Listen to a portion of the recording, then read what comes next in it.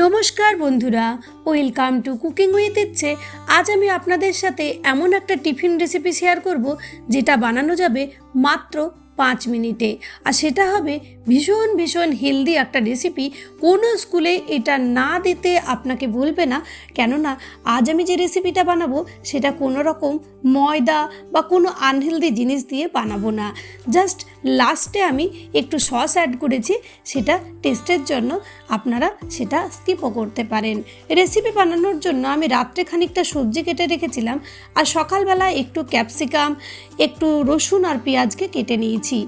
গরম তেলের মধ্যে জাস্ট অল্প সাদা তেল দিয়েছি আমি এখানে, আপনারা বাটারও দিতে পারেন। প্রথমে এই ক্যাপসিকাম, পেঁয়াজ, রসুন এগুলোকে অল্প একটু হালকা ভাজা করে নিতে হবে। তারপর যখন দেখবেন যে এটা মোটামুটি একটা খুব সুন্দর ফ্লেভার বেরিয়ে আসছে, তখন আমি কেটে রেখেছিলাম ব্রোকলি, ফুলকপি, গাজর, একটু বাঁধাকপি, এই সব কিছু, তার সাথে অল্প একটু পেঁয়াজকলি, মটরশুঁটি। আপনারা চাইলে এই সবজির পরিবর্তে অন্য পছন্দ মতন অন্য কোনো সবজিও দিতে পারেন, আবার এগুলোর মধ্যে কিছু একটা বাদও দিতে পারেন, দু একটা, আবার নতুন কিছুও অ্যাড করতে পারেন। মানে যেগুলো আমরা চাউমিন, নুডল এইসবে দিই, সেই সব সবজি আমি এখানে অ্যাড করেছি। যতটা হেলদি করে বানানো যায় সেই চেষ্টা করেছি বলতে পারেন। সবজিগুলো দিয়ে অল্প হালকা একটু ভাজা করব, বেশি ভাজবো না কিন্তু। জাস্ট একটু নাড়াচাড়া করে অল্প পরিমাণ মতো নুন দেব, অল্প একটু গোলমরিচের গুঁড়ো দেব। যেহেতু বাচ্চার টিফিনে আমি বানাচ্ছি, মানে আমার মেয়ের টিফিনে বানাচ্ছি, তাই অতিরিক্ত ঝাল টাল এসব দেব না। গোলমরিচটা শুধুমাত্র ফ্লেভারের জন্য দেব। আর দিয়ে দিলাম মোটামুটি 1 বাটির মতো রাইস নুডল। এটা কিন্তু ভীষণ হেলদি, আর আপনারা অনলাইন বা বড় কোনো স্টোরে এটা খুব সহজে পেয়ে যাবেন। এটা ভীষণ হেলদি, অনেকক্ষণ অবধি পেটটা ভরাও থাকে, আর কোনো রকম কোলেস্ট্রলও থাকে না, তাই সবাই খেতে পারবেন এটা টিফিনে। এইবার এটাতে যেহেতু আমি নুডলটাকে আগে সেদ্ধ করব না বা আগে জলটাও ঝরাবো না, এই অবস্থাতেই জলটা দেব। এটা একটু সরসরে টাইপের হবে। আপনারা যদি বলেন যে এটা কিভাবে নুডলের মতন বানানো যায়, তাহলে আমাকে কমেন্ট করে জানাবেন, আমি সেই রেসিপিও আপনাদের সাথে শেয়ার করে দেব। এটা কিন্তু ভীষণ হেলদি, যেহেতু রাইস নুডল। জলটা কিন্তু একটু বেশি দিতে হবে, যেন নুডলটা পুরোপুরি আমাদের ডুবে যায় জলের মধ্যে, সেই ব্যাপারটা একটু লক্ষ্য রাখতে হবে।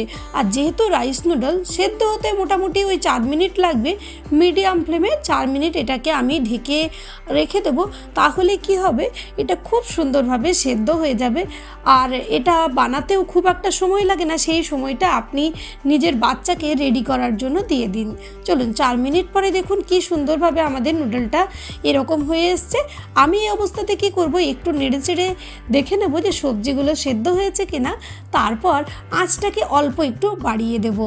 যেহেতু জলটা একটু বেশি আছে, তাই আঁচটাকে বাড়িয়ে দিতে হবে। যেহেতু নুডলে জলটা টানে, তাই জলটা একটু বেশিই দিতে হবে।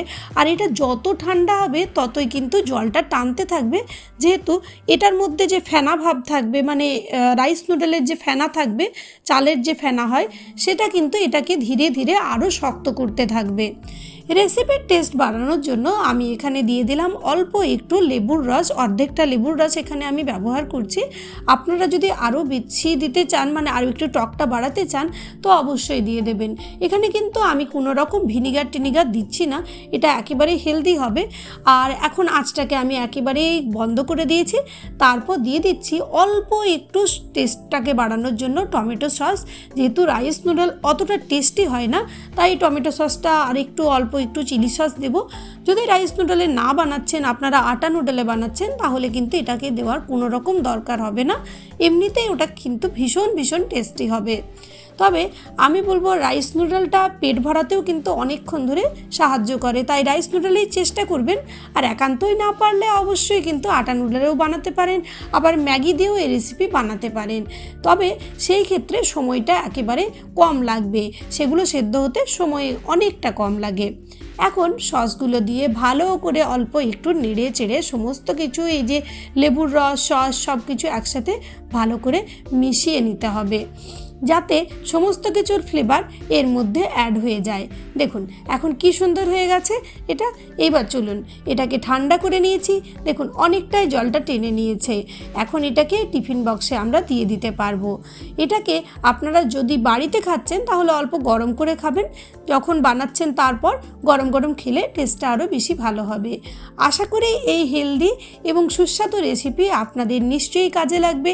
টিফিনে একবার অবশ্যই বানাবেন, বা আপনারা কেউ বাড়িতে গেস্ট এলে রাত্রের খাবারেও এই রেসিপিটা বানাতে পারেন। ভীষণ হেলদি টেস্টি একটা রেসিপি। আর যখন এটাকে সার্ভ করবেন ওপর থেকে অল্প একটু গোলমরিচের গুঁড়ো ছড়িয়ে পরিবেশন করবেন, তাহলে রেসিপিটা আরও ভালো হয়। আর যদি হাতের কাছে একটু পেঁয়াজ পাতা থাকে বা রসুন পাতা থাকে সেটাও দিয়ে দিতে পারেন। রেসিপি ভালো লাগলে একটা লাইক দেবেন, কমেন্ট করে জানাবেন যে রেসিপি কেমন লাগলো। আর চ্যানেলে প্রথম দর্শক বন্ধু হলে প্লিজ ফুল ভিডিওটাকে ওয়াচ করে চ্যানেলটাকে সাবস্ক্রাইব করে পাশে থাকা বেল বাটনটা অন করে দেবেন। ধন্যবাদ।